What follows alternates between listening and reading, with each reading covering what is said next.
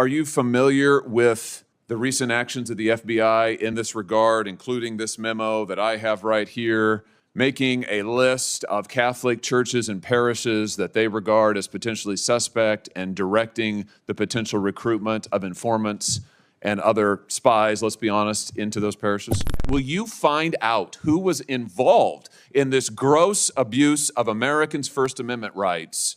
And will you discipline them? And if you possibly can, will you fire them? Do you think it is appropriate for the FBI to be sending agents, including counterterrorism agents, to the parents of children who went to school board meetings and asked about critical race theory in their schools, asked about the school's masking policy during COVID? Should those parents be treated as domestic terrorists? Once again, I can't imagine, I couldn't have ever thought this would happen in the United States of America. Will you find out who was involved in this policy within the FBI? FBI had an FBI SWAT team arrive at his door in the early hours of the morning, terrorizing him and his children, took him into custody. They charged him with a FACE Act violation. Why? Because he took his young son to a peaceful demonstration outside an abortion clinic. The FBI used their full resources, including a SWAT team, to try and terrorize him. Meanwhile, how many churches that were firebombed or pregnancy care centers that were firebombed, how many of them were protected by the last administration? Just about zero. Senator, if confirmed, and it speaks to an issue we were talking about earlier, there will be no such targeting if I'm confirmed as FBI director. And the resources of the FBI, which are funded by the American taxpayer dollars, in the 7 minutes that you and I have been talking about, 2 people have died from fentanyl overdoses, 1 person has been shot to death in this country, and 3 people have been raped. The FBI made a list of Catholic churches and parishes they considered potentially suspect, then directed agents to recruit spies inside those parishes, then lied about it to Congress 3 separate times, said it didn't happen, then said 1 field office, then said it was never posted internally. Every single statement was false, every one exposed by whistleblowers. Parents who went to school board meetings to ask what their children were being taught. The FBI opened cases against them. Multiple parents, multiple states, under a formal attorney general directive. And Mark Hopp, a man who took his young son to a peaceful demonstration outside an abortion clinic, defended his son when the boy was shoved to the ground, had an FBI SWAT team show up at his house in the early morning hours. Armed. His children were there. He was charged. He was acquitted by a jury. The FBI used its full resources to try and convict a man a jury found innocent. Meanwhile, how many firebombed churches got that same level of FBI attention? According to Senator Hawley, just about 0. This is the confirmation hearing exchange about what the FBI was actually doing to American citizens before Patel took over. And the commitments Patel makes in this room are the ones every oversight hearing in this series has been measuring. Subscribe now, because the gap between these promises and what actually happened is the story this channel exists to document. Thank you very much, Mr. Chairman. Mr. Patel, welcome. It's great to see you again. I enjoyed our conversation in my office a while back. Let me ask you this. Is it appropriate for the Federal Bureau of Investigation to attempt to recruit spies or informants into religious institutions in this country, particularly Catholic parishes? Is that appropriate? I don't believe so, Senator. Mr. Patel, are you familiar with the recent actions of the FBI in this regard, including this memo that I have right here, making a list of Catholic churches and parishes that they regard as potentially suspect and directing the potential recruitment of informants and other spies, let's be honest, into those parishes? I'm familiar with that memo, Senator. Mr. Patel, would you commit to me that you will, if you are confirmed, that you will finally and officially withdraw this memo and make it clear that this is not only unacceptable, but that it is an absolute violation of the First Amendment that every American enjoys under the Constitution of the United States? If I'm confirmed, Senator, yes. Will you also commit to me that you will conduct an investigation and find out who wrote this memo, who spread this memo, the field offices involved in this memo? Because I can tell you, we've had your predecessor sit right where you're sitting, and he has repeatedly lied to, there's no other word for it, lied to this committee. He told us initially that it didn't happen, that the FBI didn't make any lists of churches. That's not true. We have it. A whistleblower brought forward the list for us. He said then that only one field office had worked on it. Turns out we know from another whistleblower, multiple field office worked on it. He said that it was never posted on the internal system. It turns out it was. We believe it's still in effect. Will you find out who was involved in this gross abuse of Americans' First Amendment rights? And will you discipline them? And if you possibly can, will you fire them, Mr. Patel, consistent with department policy and law? Senator, you have my commitment to investigate any matters such as this one that are important to Congress. I will fully utilize, if confirmed, the investigative powers of the FBI to give you the information you require and also to hold those accountable who violated the sacred trust placed in them at the FBI. I'm glad to hear you say that, and I'm glad you use the word sacred trust because that's exactly what it is. The FBI is the most powerful law enforcement body in this nation, arguably the most powerful law enforcement body, at least in a free nation in the world. And to have this body corrupted politically such that it is targeting people of faith in this country and then lying about it to this committee and the American people is unimaginable. I'll be honest with you, I never thought this would happen in the United States of America. I just didn't. If you had told me 5 years ago we'd be reading memos like this, I would have said, no way, that's bad fiction. In fact, it's a horrible reality.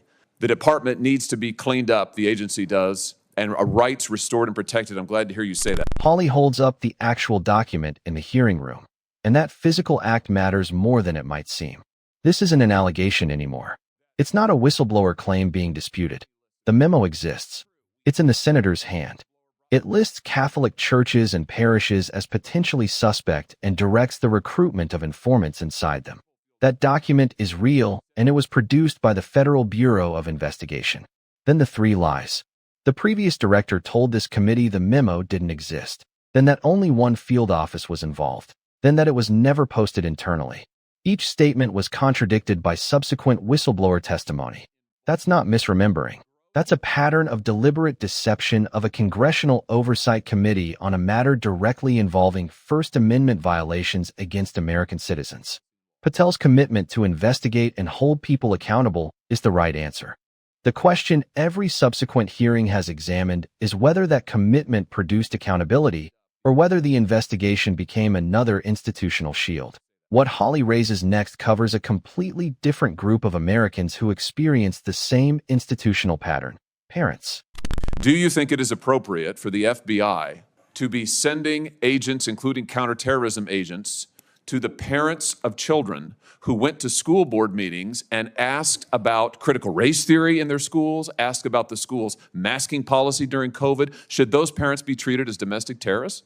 Parents who have the courage to ensure their children are taught what they feel is right, and those who have the courage of their convictions to go houses of worship, in my book, will never be domestic terrorists. I'm delighted to hear you say that. You're familiar, I am sure, with this memorandum issued by the Attorney General, the last Attorney General, Merrick Garland, directing the FBI and other law enforcement agencies to look into parents who went to these school board meetings. And we know from whistleblowers who've come forward to this committee and given us the evidence that, in fact, the FBI opened multiple cases against multiple parents across the nation, I believe, including in my home state of Missouri. Another gross abuse, incredible political power brought to bear against everyday citizens. Why? Because they went to a school board meeting that they're paying for and asked about what their kids were being taught. Once again, I can't imagine, I couldn't have ever thought this would happen in the United States of America. Will you find out who was involved in this policy within the FBI, who agreed with it, who implemented it, who encouraged it? Will you find out that, Mr. Patel? Will you do an internal investigation? And will you make clear that those who supported this policy are appropriately disciplined? And will you make clear that the FBI will never do something like this again? If confirmed and pursuant to your congressional request, absolutely, Senator. Thank you. Let me ask you this. Do you think it's appropriate for the FBI to target people of faith, particularly those who hold pro-life convictions? Do you think it's appropriate for the FBI to single out and target people of faith in order to discourage the exercise of their First Amendment rights? There can never be a targeting by law enforcement just based on their people's faith. The school board parents' cases are the most directly verifiable example of FBI domestic targeting in this entire confirmation hearing, and Hawley has the documentation.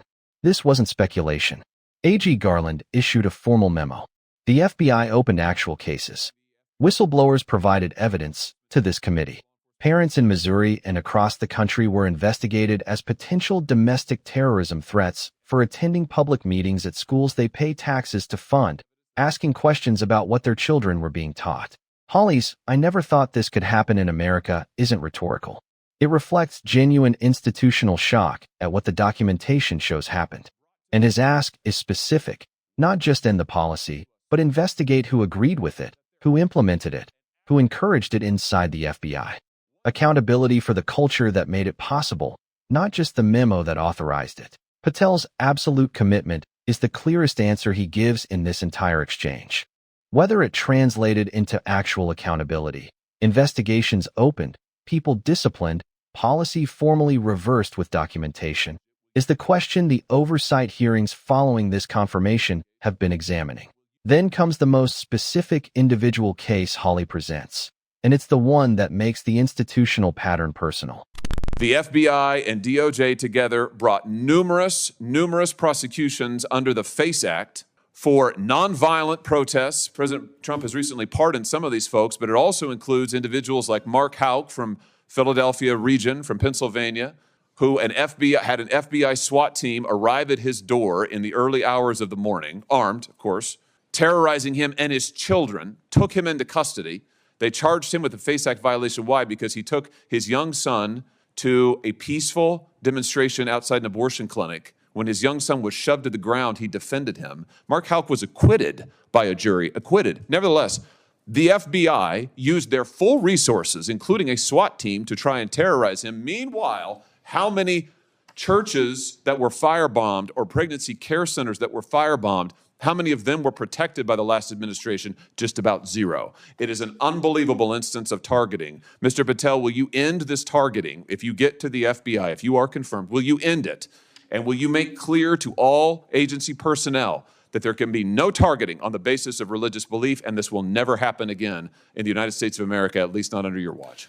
Senator, if confirmed, and it speaks to an issue we were talking about earlier, there will be no such targeting if I'm confirmed as FBI director. And the resources of the FBI, which are funded by the American taxpayer dollars, in the 7 minutes that you and I have been talking about, 2 people have died from fentanyl overdoses, 1 person has been shot to death in this country, and 3 people have been raped. The resources of the FBI will go to that mission set and that mission set alone, because America deserves a better brand of justice, and I'm going to give it to them. The Mark Houck case is the most concrete individual example of what Hawley is describing, and it deserves to be examined precisely because it went to trial and produced a verdict. An FBI SWAT team. Early morning. Armed. A father and his children at home. The charge, a FACE Act violation for defending his son at a peaceful demonstration. The verdict, not guilty. A jury of his peers heard the evidence and acquitted him.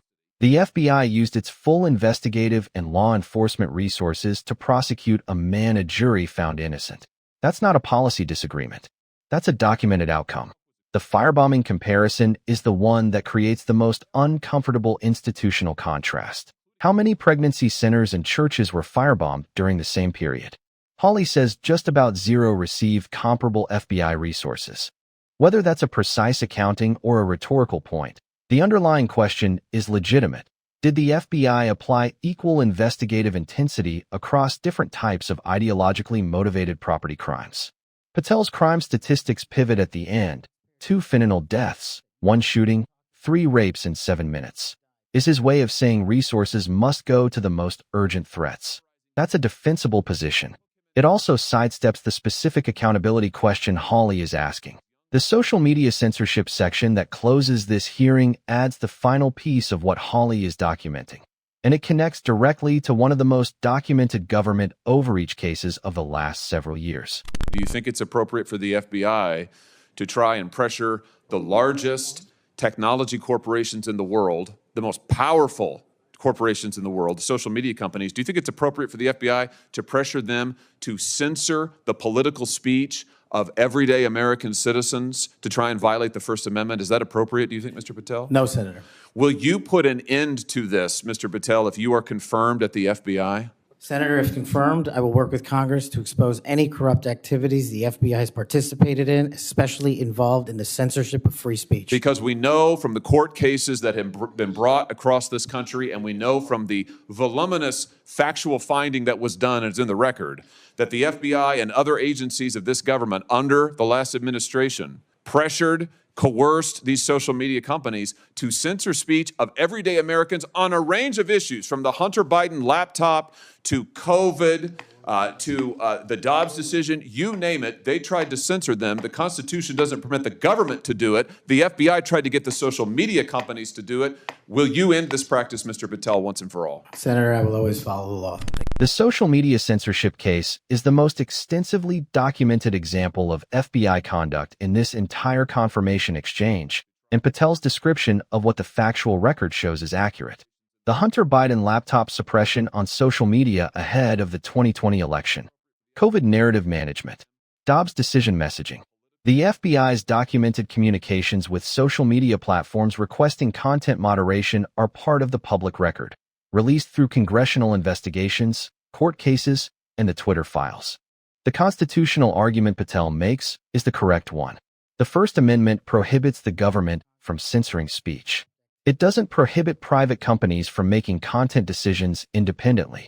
But when government agencies pressure those private companies to censor specific content, threatening consequences, maintaining regular meetings, flagging accounts for removal, the constitutional protection is effectively being circumvented through a private intermediary. Whether Patel's commitment to follow the law and expose corrupt activities translated into actual policy change at the FBI, no more content flagging, no more pressure campaigns, no more back-channel communications with platform trust and safety teams, is the accountability question this series has been tracking. 3 specific commitments were made in this 7-minute exchange. Withdraw the Catholic Church memo and investigate who created it. Investigate and discipline those responsible for targeting school board parents. End social media censorship pressure campaigns. 3 commitments. The oversight hearings that followed this confirmation are the only way to measure whether any of them were kept. Subscribe to follow how this series tracks the answers, because promises made in confirmation hearings and promises kept after confirmation are 2 very different things.